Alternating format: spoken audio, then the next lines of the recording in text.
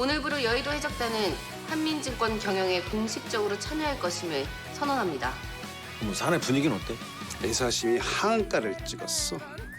이 정도면 강 회장과 해볼만 합니다. 반갑습니다, 구독자 여러분. 오늘도 1997년 여의도의 뜨거운 심장부로 여러분을 안내할 드라마 언더커버 미스 홍 리뷰 시간이 돌아왔네요. 이번 14회는 그야말로 폭풍전야의 긴장감과 상상을 초월하는 두뇌 싸움이 정점으로 치달은 회차였다고 할 수 있습니다. 35세의 노련한 영혼을 품고 20살 홍장미로 살아가는 금보의 설계가 한민증권이라는 거대한 성벽을 어떻게 무너뜨리기 시작하는지, 그리고 그 과정에서 얽히고 설킨 인간들의 탐욕과 배신이 어떤 파장을 불러일으켰는지 지금부터 아주 세밀하게 파헤쳐 보겠습니다. 지난 회차 엔딩에서 금보가 정호에게 내민 여의도 해적단 합류 제안은 시청자들에게 엄청난 전율을 선사했죠.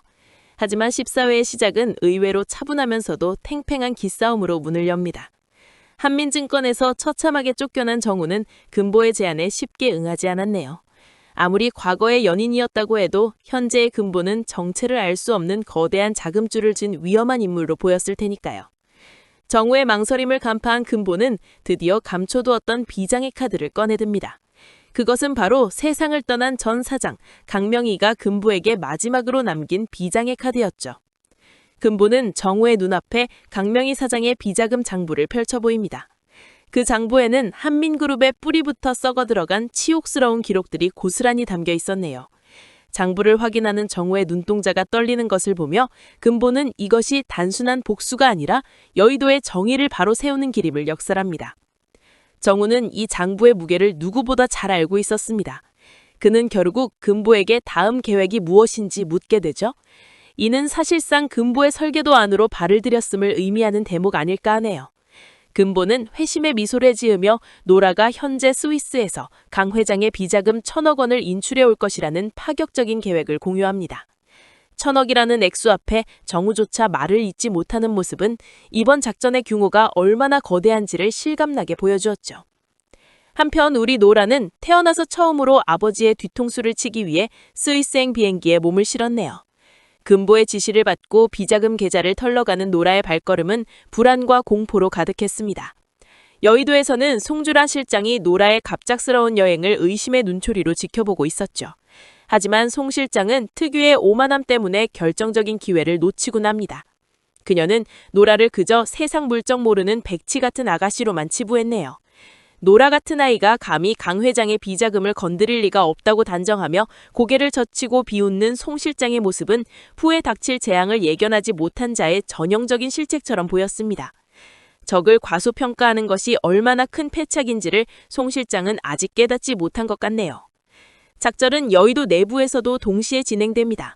알벗은 결국 아버지 오덕규 상무에게 자신이 여의도 해적단의 선장임을 고백하고 말죠. 이는 아들로서 아버지를 향한 마지막 경고이자 더 이상 죄의 늪에 빠지지 말라는 애원이 섞인 고백이었을 것입니다. 그러나 이들의 대화는 송 실장이 설치한 도청기에 고스란히 걸려들고 맙니다. 송 실장은 즉시 강필범 회장에게 이 사실을 보고합니다. 강 회장은 자신의 수족이었던 오상무와 그 아들이 자신을 기만했다는 사실에 격분하죠. 특히 오상무가 한민증권 지분 9%를 헐값에 매각한 것과 비자금 관리에 구멍이 생긴 것을 확인한 강 회장의 분노는 하늘을 찔렀네요. 결국 오상무와 알벗은 강 회장의 차가운 명령 한마디에 회사에서 비참하게 내쳐지고 맙니다. 자식처럼 여겼던 이들에게 배신당한 강 회장은 이제 누구도 믿지 못하는 광기에 휩싸이게 되죠. 그는 혹시 모를 상황에 대비해서 노라의 스위스 계좌까지 확인해보라고 지시합니다. 이 장면에서 시청자들은 노라가 무사히 돈을 빼냈을지 손에 땀을 쥐며 지켜보았을 것입니다. 하지만 반전이 일어났네요. 스위스에서 돌아온 노라는 금보에게 너무나 두렵고 무서워서 결국 돈을 인출하지 못했다고 고백합니다.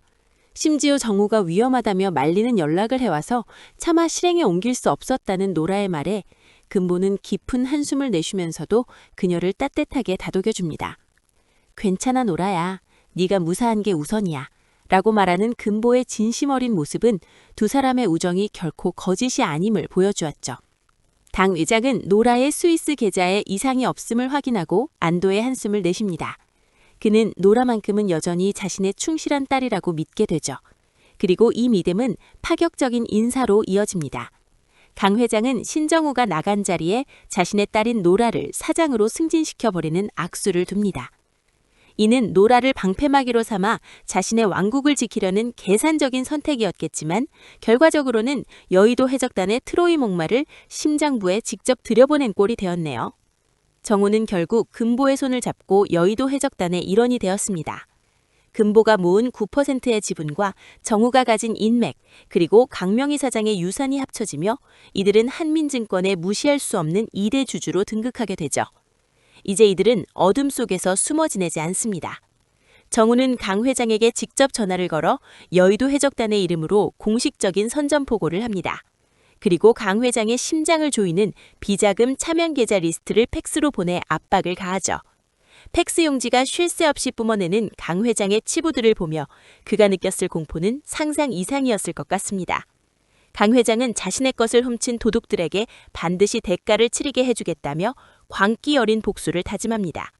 강 회장의 보복은 즉각적이었습니다.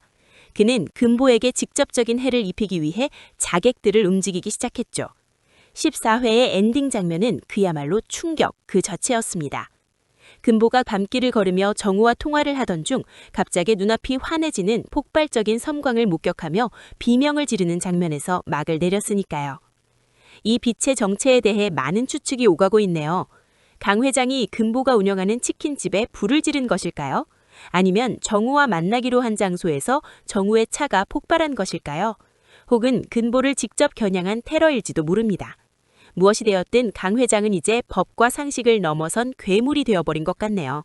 그럼 이제부터 14회에서 보여준 복선들을 바탕으로 다음 회차를 세밀하게 추리해보겠습니다. 첫째, 예고편에서 확인된 것처럼 금보는 다행히 다친 데 없이 무사한 것으로 보입니다. 이는 그 폭발이 금보를 직접 타격했다기보다는 그녀를 겁주기 위한 경고성 테러였거나 혹은 누군가 미리 폭발을 감지하고 금보를 구해냈을 가능성이 큽니다. 금보가 무사하다는 것은 강 회장의 보복이 오히려 해적단의 결속력을 높이는 기폭제가 될 것임을 시사하죠. 둘째, 금보가 기자회견을 열어 경영 관여를 선언하는 대목입니다. 2대 주주로서의 권리를 행사하겠다는 이 선언은 한민증권의 주가에 엄청난 파동을 일으킬 것입니다. 정우의 M&A 기술이 여기서 빛을 발하겠죠. 소액 주주들을 규합하고 외국인 투자자들에게 강 회장의 비리를 폭로함으로써 주주총회에서 강 회장을 해임하려는 시도가 이어질 것으로 보입니다. 셋째, 노라의 역할입니다. 사장으로 파격 승진한 노라는 이제 한민 내부의 모든 정보를 합법적으로 금보에게 전달할 수 있는 위치가 되었습니다. 스위스에서 돈을 빼오지 못한 것이 오히려 강 회장의 신뢰를 얻어 사장 자리에 오르게 된 정우의 고도의 심리전이었다면 이는 정말 소름 돋는 설계가 아닐까 하네요. 정우가 노라에게 인출을 말렸던 이유도 강 회장의 의심을 피하고 그녀를 사장 자리에 앉히기 위한 포석이었을 가능성이 큽니다. 넷째, 송주란 실장의 몰락입니다. 자신의 실책을 남에게 뒤집어 씌우려던 계획은 노라가 사장으로 됨으로써 수포로 돌아갈 것입니다. 이제는 노라의 눈치를 보아야 하는 상황에서 송 실장은 생존을 위해 강 회장을 배신하고 해적단과 위험한 거래를 시도할지도 모릅니다. 근보와 정우, 그리고 노라와 알벗까지 뭉친 여의도 해적단이 강필범이 하는 거대한 악을 상대로 어떤 화려한 승리를 쟁취할지 15회가 너무나 기다려지네요. 1997년의 차가운 여의도 밤하늘에 울려 뻗을 이들의 승전보를 기대하며 저는 더 날카로운 분석으로 다시 돌아오겠습니다.